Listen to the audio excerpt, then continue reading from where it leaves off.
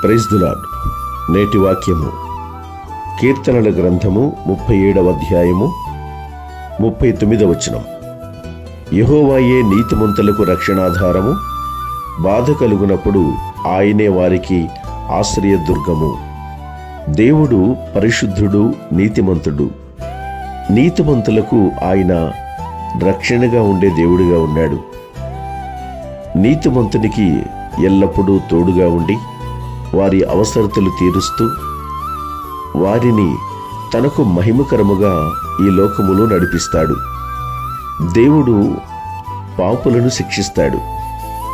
కనుక ఈ లోకములో పాపము నుంచి విడిపించబడి పరిశుద్ధులుగా, నీతిమంతులుగా, యథార్థవంతులుగా, దేవుని ఎడల భయభక్తులు కలిగి నమ్మకమైన వారిగా జీవిస్తూ ఉన్నప్పుడు వారికి ఎదురయ్యేటువంటి శ్రమలు, శోధనలు, కష్ట నష్టములలో దేవుడే రక్షణ ఆధారముగా ఉండి వారిని ఆదుకుంటాడు.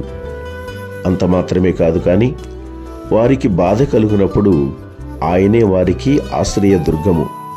వారికి కలిగే కష్టాలలో, నష్టాలలో, బాధల్లో దేవుడు వారికి ఆశ్రయదుర్గమై ఉన్నాడు. ఎవరైతే ఆయనను ఆశ్రయిస్తారో, కన్నీటితో ఆయనను ప్రార్థిస్తారో, బాధ కలిగిన సమయంలో ఆయన మీదే ఆధారపడతారో అట్టి వారిని దేవుడు అక్కున చేర్చుకొని వారిని ఆదరిస్తాడు, ఆనందింపచేస్తాడు.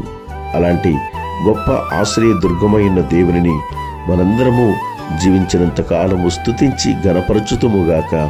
ఆమేన్.